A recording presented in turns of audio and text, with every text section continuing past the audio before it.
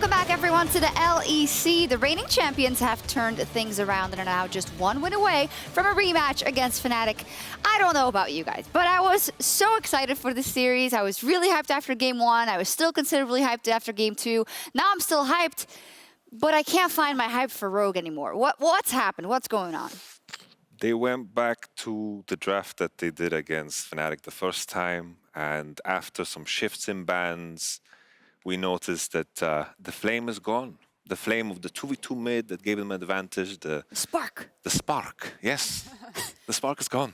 Yeah, it's interesting too, because even if I think back to Rogue's first drafts, you wouldn't necessarily really consider them like the stronger 2v2. They just happen to have the outplays on the 2v2. And so it's not like I can be like, just go back to the plan that you originally had, because it doesn't feel like that was originally their plan. But you can't play scaling against G2. You can't give them a free early game. You can't let Caps run away with the game. It's just such a completely different look. So if they're looking at pivoting or changing pieces, I'm like, stop scaling, play aggressive in the lane phase, keep Caps down, keep him locked in that lane. Now, when we look at the different looks we've seen from both teams throughout the series, you were saying it after Game 2, hey, now we see a G2 that's playing kind of rogue-like as a death ball composition, and a rogue that has all that focus on that mid jungle and the 2v2, and now it seems to have fallen back into kind of what we expected. And then you have to be honest and say, that's how Rogue didn't manage to beat G2 all those times, right? I feel like what it comes down to when I look at G2's approach to Rogue, because usually they're a team that in best of fives, they like to prepare towards a specific enemy.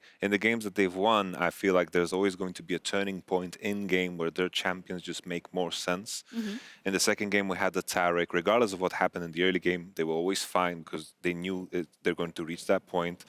Rogue is not going to be the team that snowballs the game out of control completely. So this is just G2's approach now, and they're going to continue doing the same way. And there were some good early games, some great early games actually from both teams in games 1 and 2. But this one took the cake so far. This was the best early game so far in the series, and so much of it was off the back of the Zoe for Caps. Yep, Unsealed Spellbook means that he can get that TP. He then TPs down into the bot lane. I think the game-breaking moment, if you will, was that 1v3 outplay where you're like, okay, yeah, I guess the series is over now. And you don't want to feel that way. You want to hope that Rogue can take us to 5 games so they can continue to tussle and kind of go toe-to-toe. But it does feel that we've had a messy series from both teams, and at least in the first 2 games, some of it was teed up by good outplays by Rogue, but also really big misplays by G2, some missteps mechanically and whatnot. And now that seems to cleaned up. Oof, feeling a bit defeatist, a bit of defeatist energy, Frosk, from your side. It feels like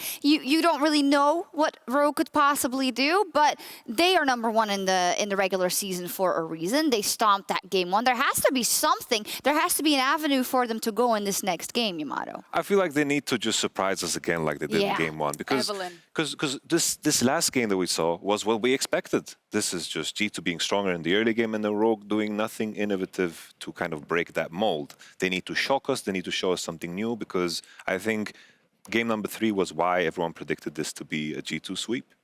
I don't want to be a broken record, but that Ashe, that engage that the Ashe provides and just the general way you can play, that needs to be a first pick. I agree with you, and I think that if we see Rogue stay on blue side, and I'm going to ask Stats ping me when the selection has been made, that they'll priority pick the Ashe because it looks like the Hecarim's not going to fall into their hands. I don't hate Lillia. I do think that there is a place for her, but I think that Ashe is just heavier priority, especially when you can play through bot side. VandeR and Sama, I believe, got the 2v2 kill in that last game, despite the fact that they didn't win it. So they can play kill pressure in that lane, and maybe that's why the Thresh was so important to them. But now, get your hands on the Ashe, have agency, have hard engage, and play early game against G2. Try to force some fights. Let's bring up the picks and bans from that last game.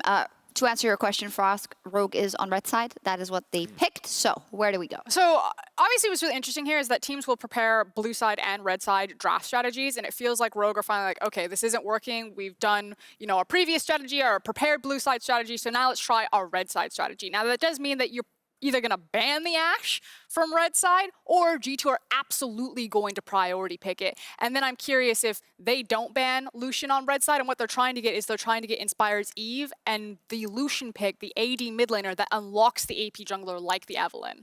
I just feel like the easiest way, because now when you leave the red side, they're going to have another ban. I think blue side, you just continue the same way. Caitlyn needs to be banned, and there's just this hierarchy of AD carries that just kind of trickles down. If Caitlyn is banned, you pick Ashe. If Ashe is banned, you pick Kalista, and if Kalista is banned, you just go for the Senna.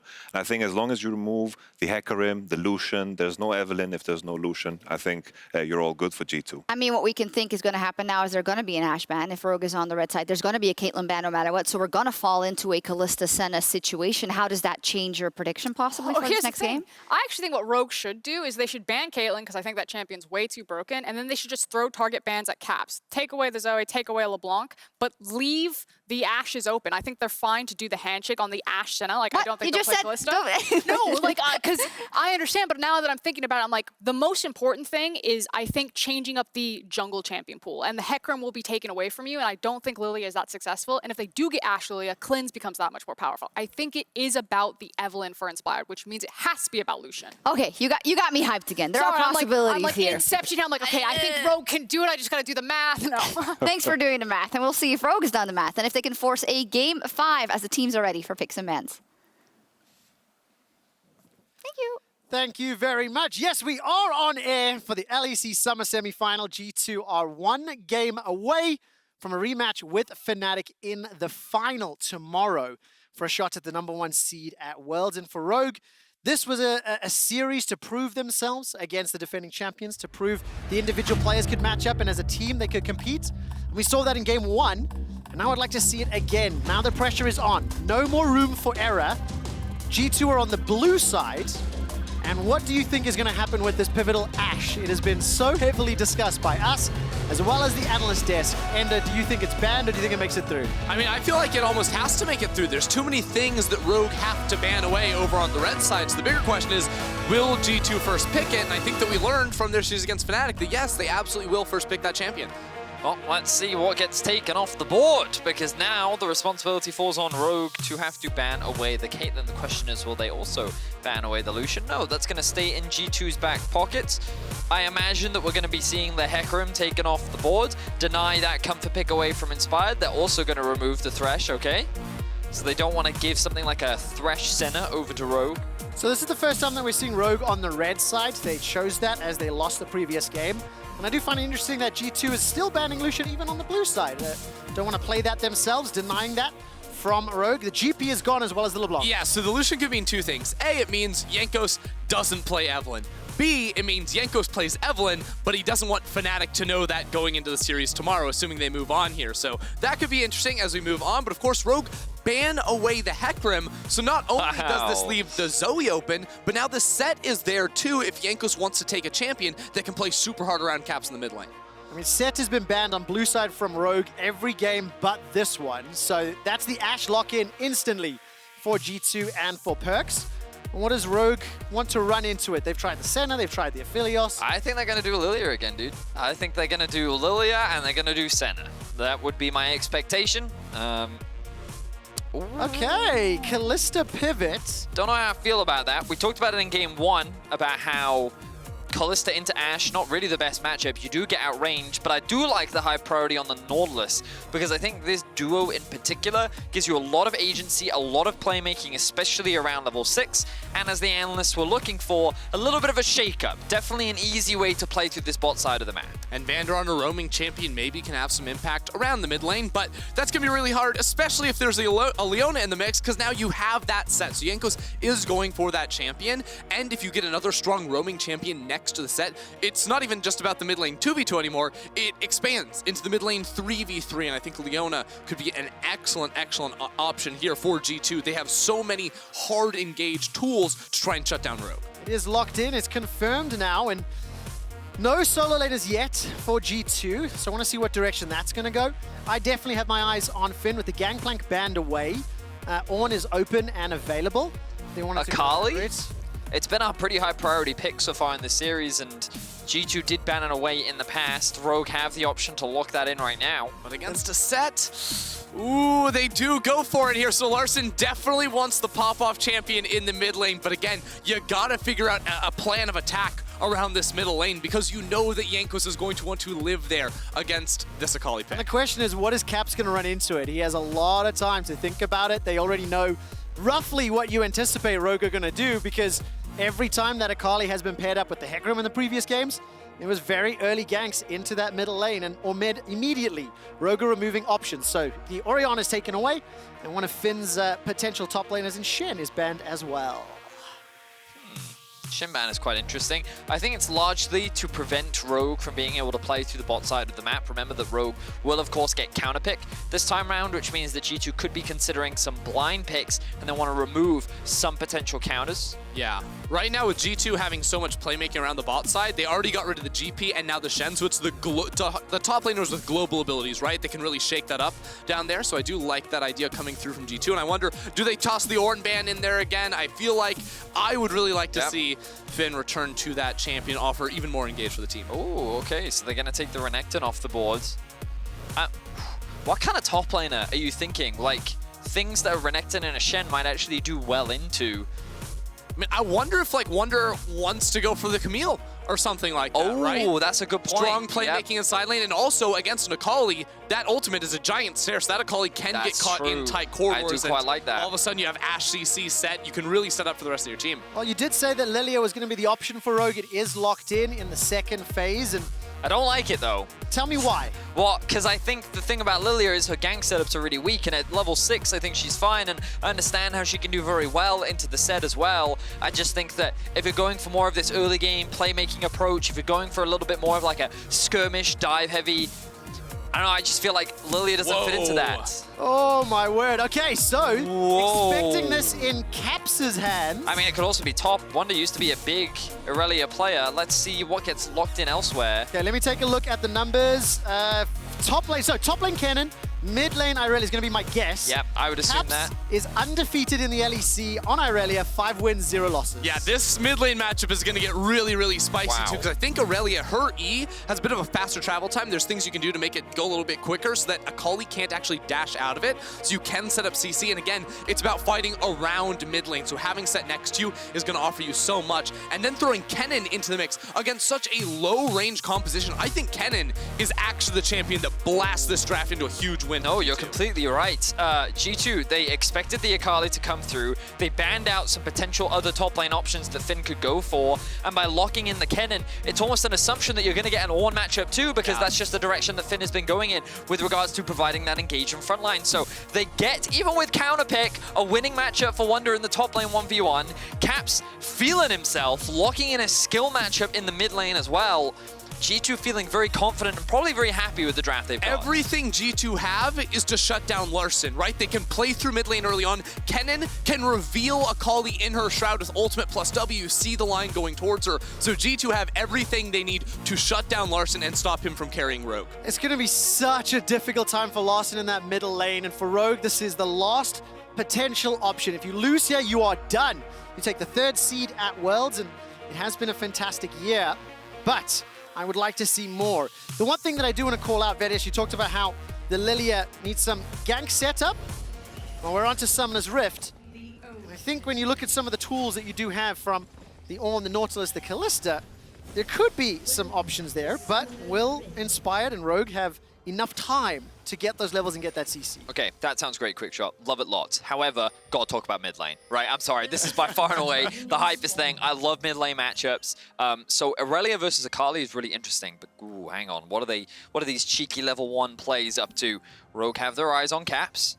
Gonna throw the hook out. Line just short. All right, fair. So they won't be able to catch Caps out of position, but Akali versus Irelia. So one of the first things any Akali player will learn is that into melee matchups, Akali has a really good time because it's very easy to do Q into walking backwards or forwards, getting the passive proc, landing an auto, queuing again, and so on and so forth. And melee champions make it very easy for her to naturally take advantage of her trade pattern. Now, after the Irelia buffs, which don't really come into fruition until later on into the game, she's still a strong early game skirmisher, and we might get to see that.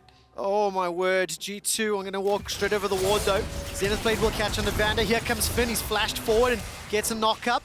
Larssen's going to be a little late to the party. Jankos flashes over the wall. Perkz loses his flash, as well as Jankos. But check this out, like Finn is the one that's all the way down in the bot lane. Wunder gets free farm up here for the time being, so right now Inspired is trying to take away the Raptor camp. That'll give him level 2, and now Finn can teleport up into the top side of the map. This is a huge win for Rogue. Finn completely sacking his own lane, but he didn't even miss a single minion. Wow, nice. Okay, so Rogue's level 1 plan. This is the aggression that the Analyst wanted to talk about. Wanted to talk more about mid lane, but I won't have time because so many advantages are already going in favor of Rogue. This is going to heavily slow Jankos' jungle clear path down. Inspired is going to secure 2 camps, steal them away, make his way through mid, only level 1 on Caps. It's a lot of damage coming up for now, but Caps will be able to blade surge through those minions and put enough distance that he's not under risk. And now he can go back up towards his top side. There's no way for Jankos to split the map up. Bot lane was also winning in these early skirmishes, and so far, within the first 2 minutes, Rogue is already set up for success. Yeah, the thing I love about this play from Rogue is that they know that Jankos, what does he want to do? He wants to get to level 3, and then he wants to probably run around mid, maybe even level 2. He could run mid lane because Caps is rocking the Ignite. So by completely disrupting his early pathing, forcing him to lose his flash, it now gives Inspired, a lot of free time to farm up. It means Larssen's going to be much more safe around mid lane, and they get the vision to always know where Jankos is going to be on the map. So they know Jankos is top side, the bot lane can push on in there, and Finn will play a little bit more cautiously. But this is a very smart level 1 strategy that Rogue specifically crafted to beat the Sett in the early game. It got at least a couple of the summoner spells. I want to see if it can get any kills or anything further. And of course, we already see Hex Flash. impact that Inspired has had, cleared out that bottom Or not. jungle. No Hex Flash just yet. Turn our attention to the mid lane. Caps continues to chase, takes a tower shot, and will not take the damage. Those Larssen has to deal with the minion wave. But Caps is just going toe-to-toe with Larssen after that previous game. The performance he had on Zoe, he's looking to make a statement. Forgive me, Ender, if I've completely missed this, but has Larssen ran Dematerializer in the whole series? Or is this... I think this might be the first game with Dematerializer, because I think the other games he was into the domination tree, if I'm Yeah, and so I'm very mistaken. surprised, because Dematerializer is not something we commonly see, but also especially on an Akali, who typically has quite strong early lane, wave clear. Like, this is quite unconventional. Perhaps one strategy, like this is something that I haven't seen before, but perhaps the idea is to get a much faster early level 3 so that you can then go for an early skirmish. But outside of that, like, I'm not really sure how in this matchup or in this context it would really make a huge amount of sense. Yeah, it's potentially about like being able to like really cheap priority on a Kennen minion or something like that, especially because your jungler is going to be playing very aggressively. This is what I was talking about. Very easy for Irelia to land her E's up until Larssen picks up tier 2 boots. Tier 2 boots, very big purchase for the Akali, especially in a matchup like this. But at the same time, another hook lands in the bot lane. While that's been going on, Inspired is clearing out Jankos' jungle. He's taken majority of the Raptors, taken the Krugs as well, and Summer and VandeR able to find another 2v2 kill. Inspired showed up but wasn't able to get involved, and Rogue pulling ahead. Their early game impact is starting to have an effect. I think in every single game except for one, Summer and VandeR have successfully killed Perkz or Mikyx in the laning phase, and just goes to show how talented this bot lane really is, but also puts this G2 bot lane in a pretty significant deficit. Jankos hex flashing over the wall. He will run into VandeR and Summer. He will. Inspired had already completed the recall, and the passive from Summer is trying to get to safety, will not be able to get away. And that's a haymaker to the face. Jankos picks up his first kill. Yeah, so close right there, Summer. If he angled the flash a little bit closer downwards, he's able to get outside of the cone right there. But Jankos with Hex Flash over the wall does make a nice play, and Larssen knows he can't commit to this fight. Again, Caps holding on to the Ignite is definitely going to be able to swing any sort of 1v1 in his favor. Oh man, every time Caps uses that Blade Surge, you just hold your breath. Managing to land those forward duets over and over, even on CS for the time being. And here's a replay of that bottom lane kill. So, pretty straightforward. Hook lands from VandeR, Ignite comes through, the burst damage from Kalista early on makes it very easy to secure that kill.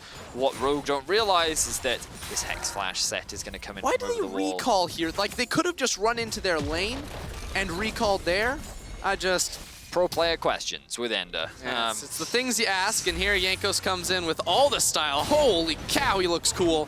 Yeah, and notice that he was waiting and really hoping for Kalista to actually hop up. If Kalista had hopped down, he wouldn't have been able to use that E, and it would have actually made it a lot harder to actually get that kill. Summer could have flashed out of that one. There are a lot of things that I think they could have done to avoid being killed there. But still, look at the CS in bot lane. Yep. What? And this is the lane that I think Rogue wanted to get ahead in the early laning phase. They want to try and invest ganks there, especially with that... Flash is now coming back up for Perkz, but once Inspired hits 6, let's see if they're able to make it happen, as VandeR looking for a bit of a play in mid will not be able to make it at the camp. Perkz and Mikyx will realize and start to put a little bit of pressure on Summer, but he's able to back away in time, and I'm following Inspired. He's clearing out those camps as you would expect on the Lillia. currently plus 20. I like the fact that he has invaded a couple times. Yeah. Into Jankos' jungle, especially in the southern quadrant. I'm pretty sure he's gotten every single Raptor spawn of Jankos', and now that he's level 6, looking to make a play. With bot lane prior, there's actually a teleport ward here, and Wunder's level 6. Oh, this is problematic. There's only a flash for VandeR, and Hans Summer's going to get caught out and left for dead.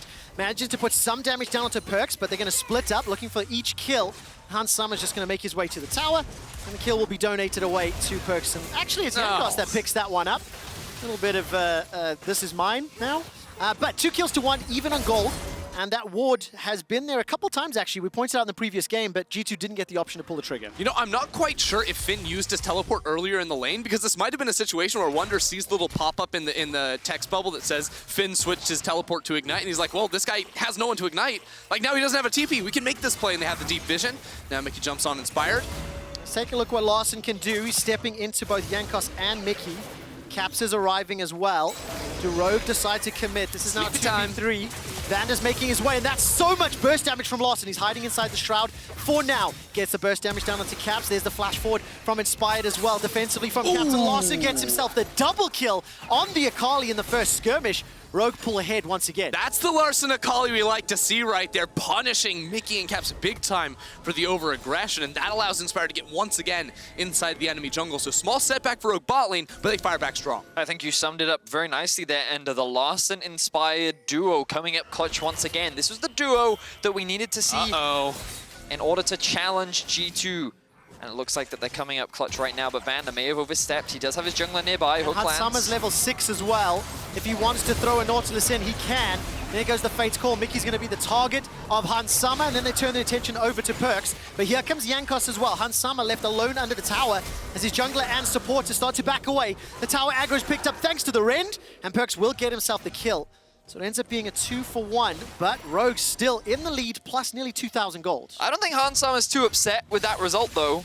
He's going to deny a lot more farm over to Perkz. Perkz still only level 5. Both summoner spells get burnt as well. And Rogue, they're really turning it on coming into Game 4. We wanted to see something different from them, and I feel like we're really getting to see it. I mean, 3 kills for Hans Summer, 68 CS to 43 in that lane.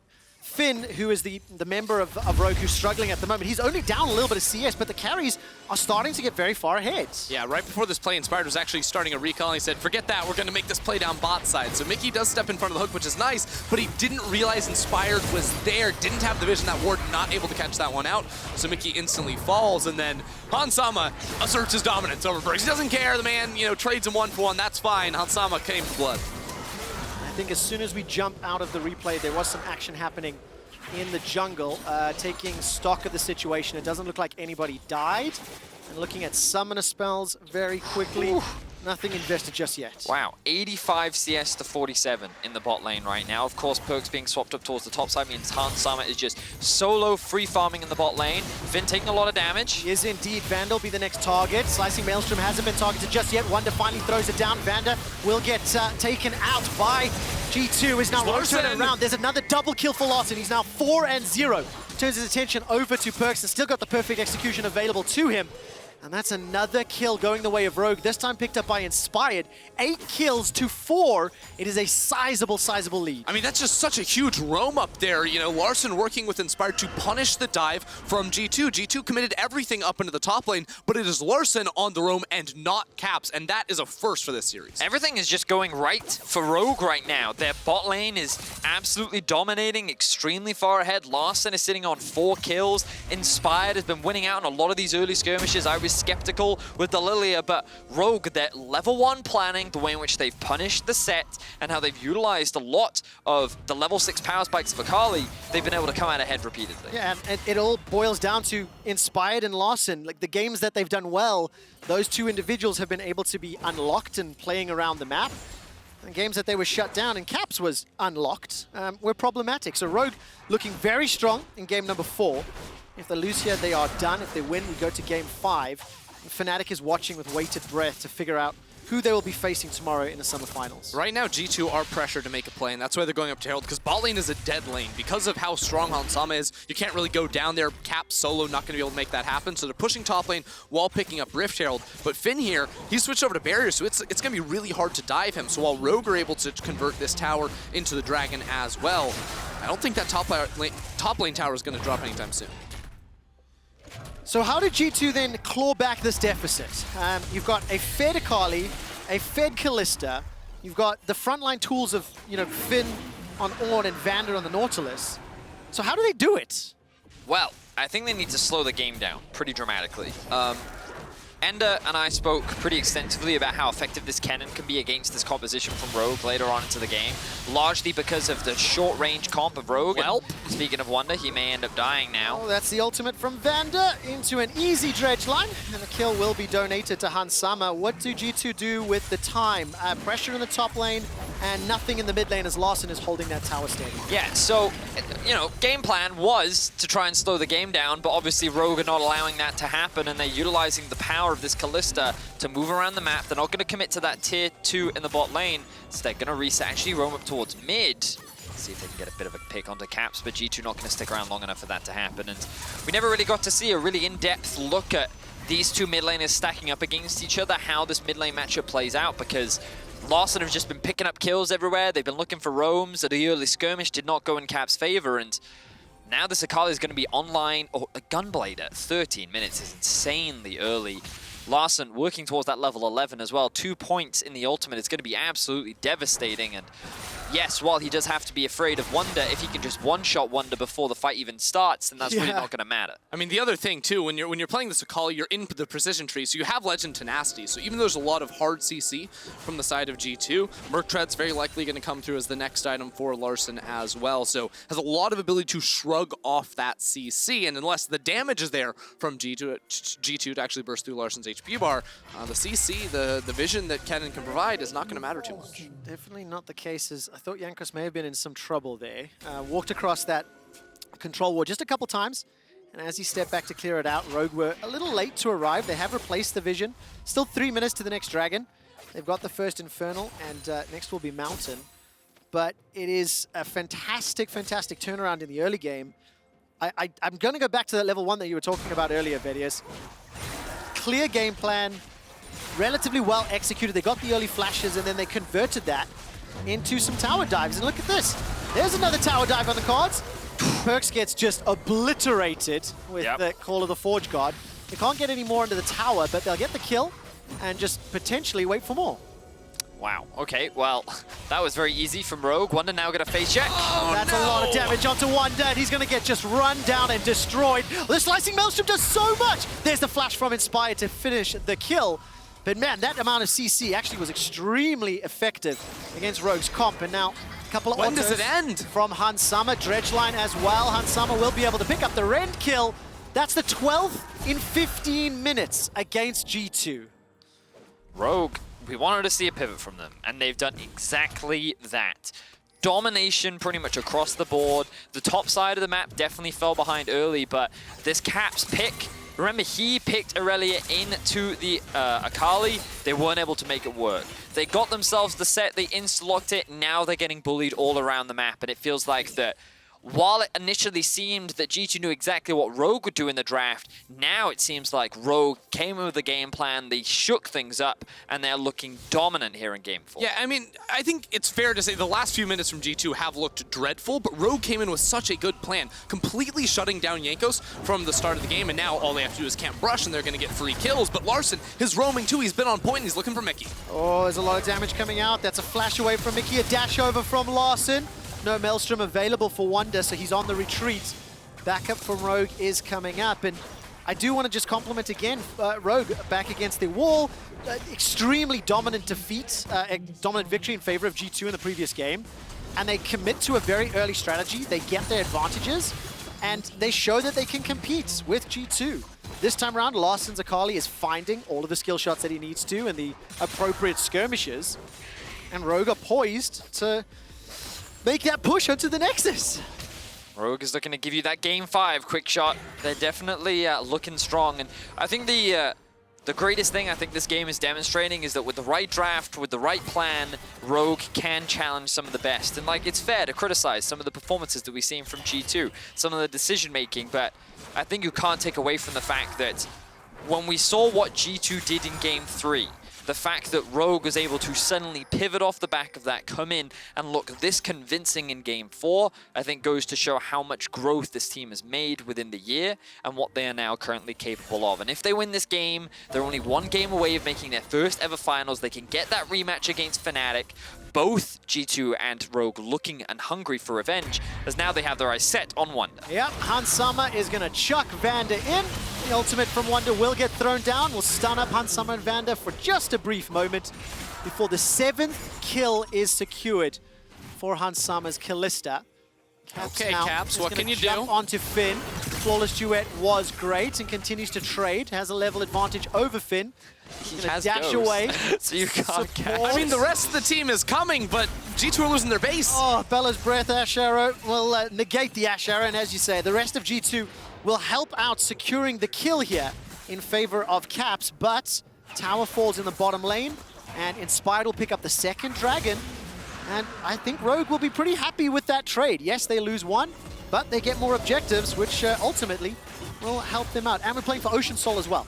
I think we can say with confidence that Finn is the sacrifice when it comes to yes. Rogue. He is the one that is tossed to the wolves whenever there is a sign of danger, but fortunately Rogue do make the most of it whenever he is left to the wayside. It's also a big difference, I feel like, we've seen Finn based on champion pool too, because like when he's playing the GP and he's in a losing match when he falls behind, it means a lot, right? Because he does require a lot of resources. On this Ornn, he can die a million more times, doesn't matter. He's only died one time this game and he's fallen a lot down in a lot of CS, but he has played for the team from the level 1, you know, committing his teleport to get back into lane after playing with the team from the start of the game. He's the type of player that Rogue need desperately, especially when Inspired goes to these more carry-oriented picks. You need someone that can start the fight from a mile away, and that is Finn in this game. Oh, VandeR's going to be able to find Jankos inside his jungle. There's no further follow-up yet. Yeah, take that. But I'm going to talk about Finn just a moment more, because last weekend on the analyst desk with Kadril and Gilius, they both just said the entire day, just keep him on Ornn, just keep him on Ornn. And if not Ornn, then Sion's fine. Because, like you said, for the team and for what Inspired and Larssen need, those champions are going to be more effective. But it is very exciting to see Inspired and Larssen, 207, 401, the players that we said had to step up to challenge G2, to challenge Jankos and Caps, and, you know, go toe-to-toe for the time being. Now we need to see them, you know, close the game out, as during the regular season, we've already said this series, had a couple of niggles here and there, but I think they've got a lot more tools this time around and significant advantage as they're starting to push and set some vision up.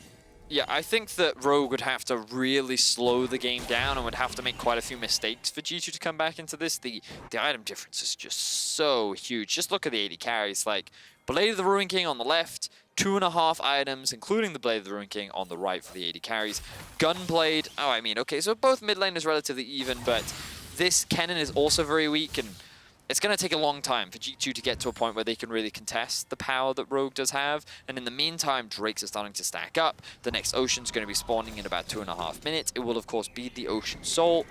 And meanwhile, this Sett is kind of like reached peak now. Like, he's only going to be more of a meat shield, whereas Inspired is only going to get stronger as the game progresses. So yeah, I think that this is a dire situation for G2. And similar to last game, he's just kind of looking at and thinking of Game 5, because it's going to be very difficult to bounce back from this one. It makes me think about the Lucian bans in draft. And why, you might ask? Because if they are holding that for the potential Fnatic series, and if you go down to this last game, you know, many people expected this game to be a 3-0 in favor of G2. And I think Rogue continue to surprise. They continue to impress. And this game is just fantastic. We've got a fair amount of time before this next engage. Well, I don't know. G2 really look like they want to force on Finn. Like, the poor man just wants some minions. Just let him have it. He's got the exhaust, the ultimate. The rest of G2 start to back away. But, like, huge respect to Finn right here. He wants the XP, but he knows he's at risk. So he's staying inside the brush. He's losing every minion, don't get me wrong, but he's getting the XP for the time being, and he does commit finally when he sees the cannon and maybe some people on the Raptor ward. Was able to spot out a Leona there. Rogue got so far ahead that they need to slow the game down before they continue to push some of these other objectives. Obviously, the Dragons came a little later, so still 1.5 until the third. And for the time being, they're just going to be content with this lead. I mean, we talked about the scaling on the options, scaling side. You know, Inspired and Lillia is just going to be a terrifying threat, and obviously the value Ornn's going to bring.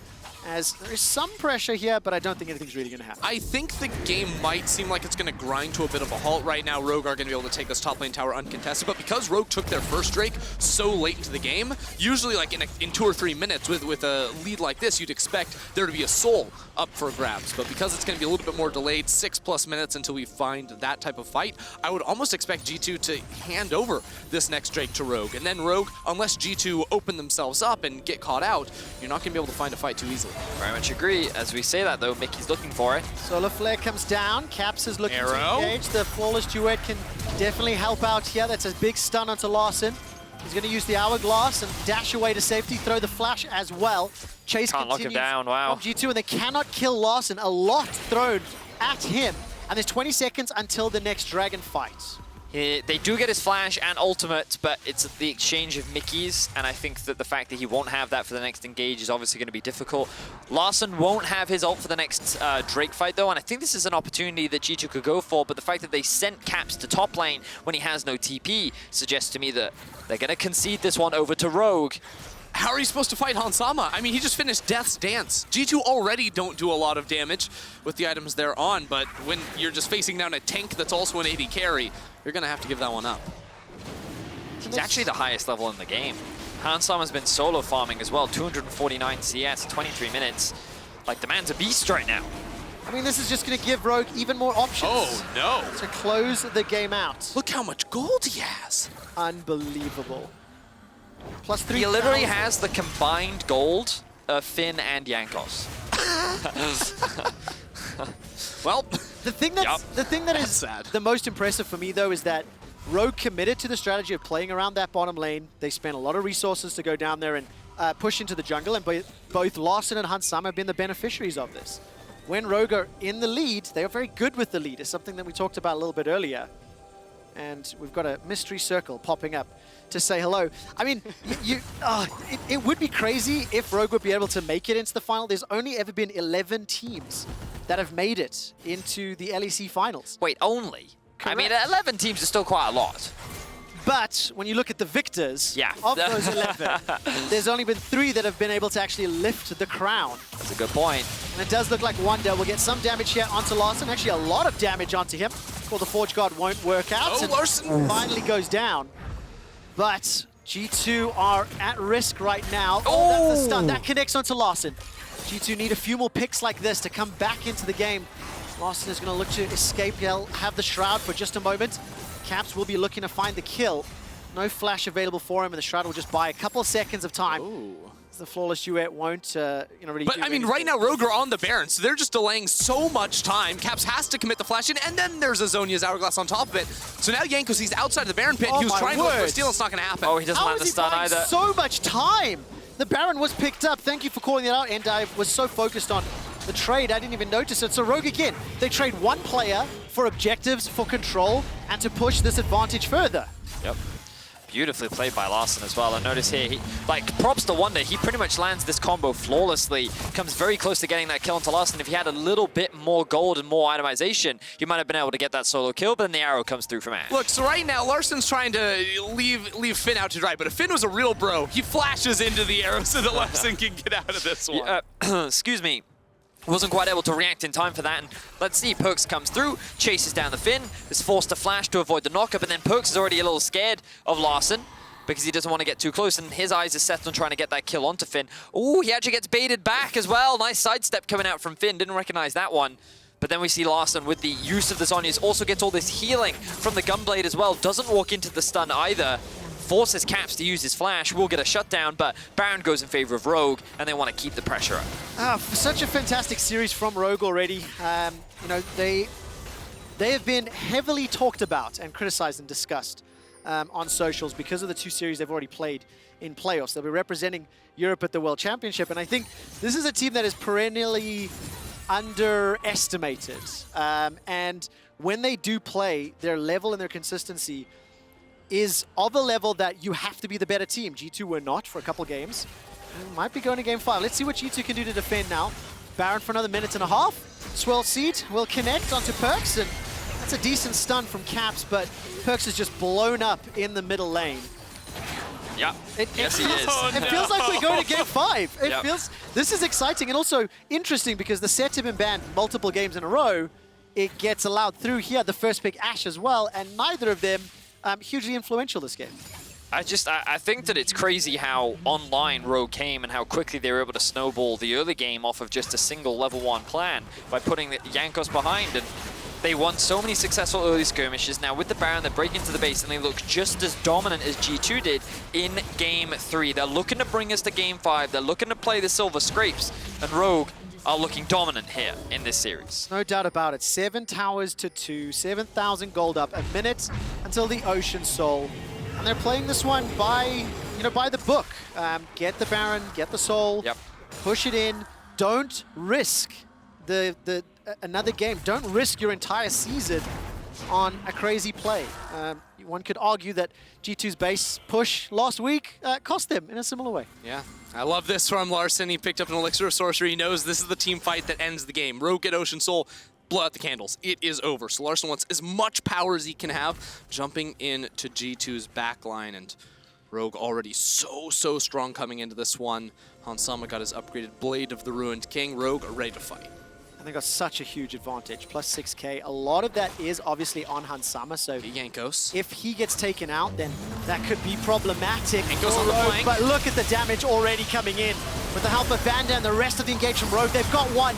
They're about to get their second. That's already Perkz and Caps down. The dredge line will hold Mikyx in place, and he's going to fall last. That's an ace for Rogue. It is clean. It was almost simple, and it was just beautiful. Yes, it certainly was. Jankos was looking for the flank, but then the rest of G2 was dead before he even arrived. You couldn't ask for a cleaner team fight. Sub 30-minute win for Rogue. They're gonna force the 5th game. They're going to challenge for that final spot against Fnatic. I did not believe that Rogue had it in them, but they are forcing G2 to a game 5 for a shot at the finals in LEC Summer.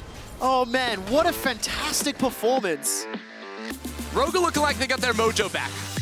And what a fantastic turnaround after game 2 and game 3 when G2 looked a little slow out the gates. And Rogue say that wasn't a blip. Like, we are good enough to beat them. We've done it twice. We've never done it before, and they've done it twice in 4 games. Look, Rogue came in with a solid plan. They put Finn back on the Ornn. They got Larssen on that Akali that looked so good in the first couple of games, and they shut down G2's ability to play around mid. And then what happens? It's not Caps roaming out of the mid lane and blowing up the game on his Zoe. It is Larssen TPing around, roaming into the top lane, absolutely shutting down G2's playmaking, and Rogue jumped out to a massive advantage.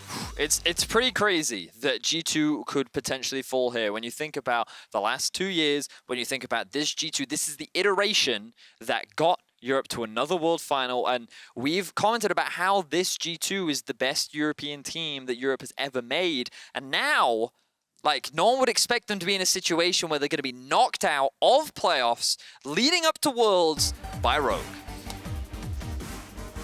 Game 5 coming up.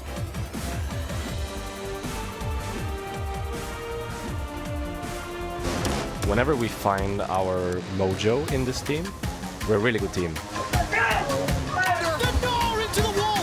Wunder finds the double stun, but he's shut down. Reckless gets another. Dredge line onto Mikyx. He goes down as well.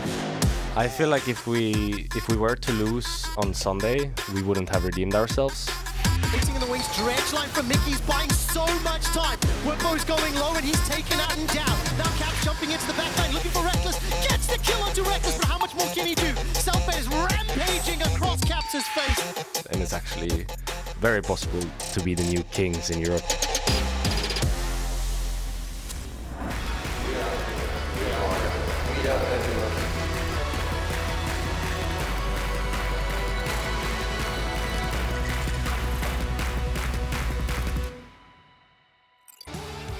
Orange, thank you. Our teams are so good this year. I can't believe they actually made it.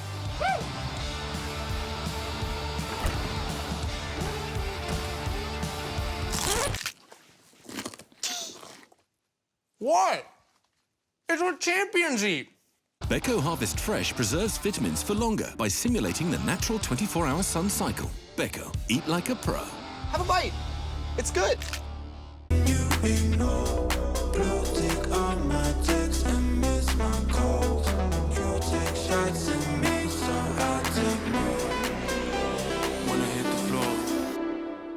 dancing without you, out you, out you. Dancing without you, out you, out you. Tell strangers about you, about you, about you. You're not here to take me home, so I'll party on my own. I'm dancing without you.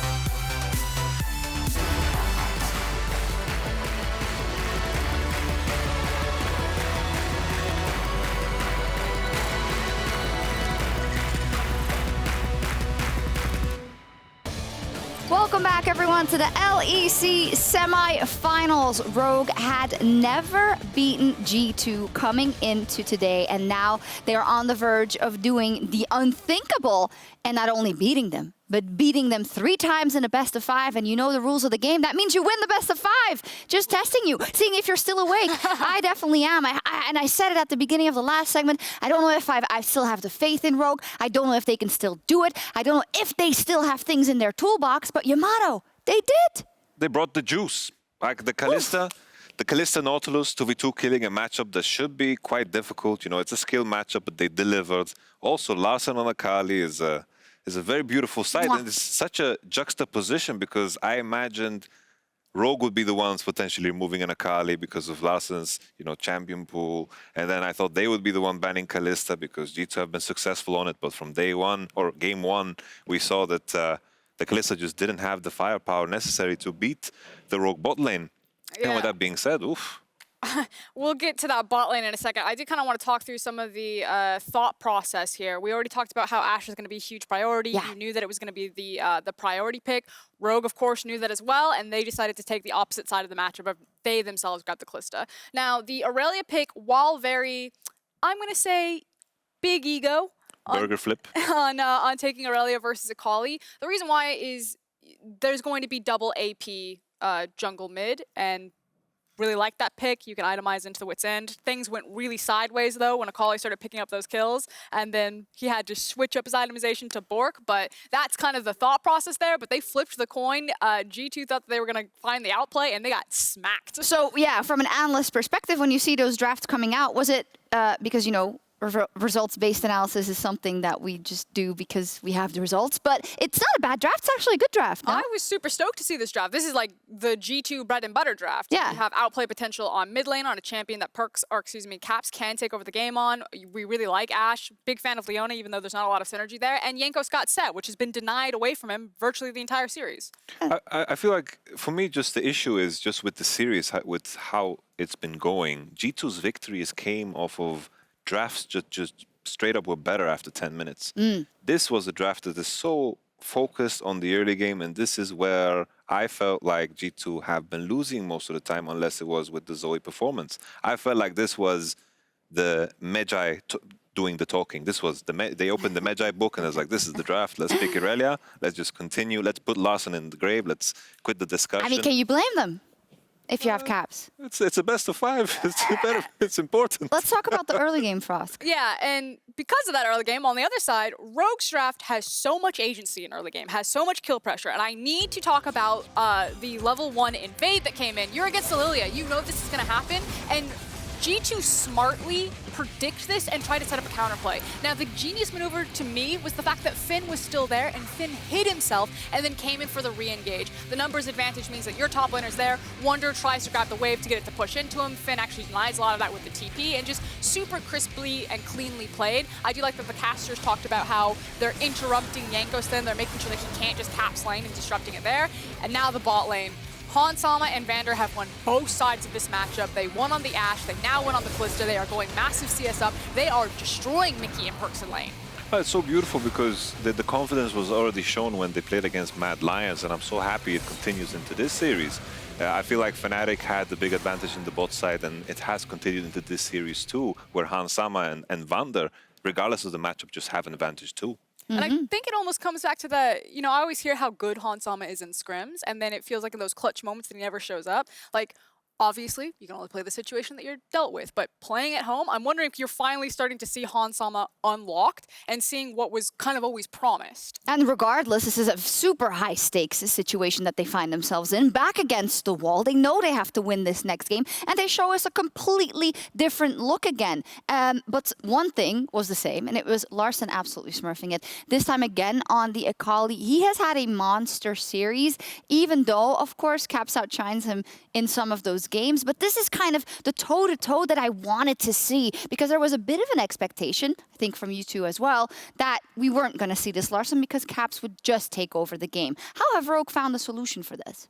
It's so incredible to me that the better 2v2 is Larssen and Inspired. They just manage to find the better timings. They find the advantage for Akali, and when Akali gets to snowball, she is very difficult to deal with the buffs that she has, decreased cooldown on the ultimate. She gets to rotate that around over and over. I think the timings they figured out with these champions is just super good to see. I thought Rogue had just figured out this playstyle with the Azir, managed to push waves, have base time and so forth, but this is a completely different type of Rogue from what I've seen, at least when I was in LCK, and that's incredible to see, honestly. I just wanted to ask you, Frost, because earlier in Reddit Check, when we talked about Rogue we saw versus Mad Lions, we said, oh, this is a different Rogue. You said, not really.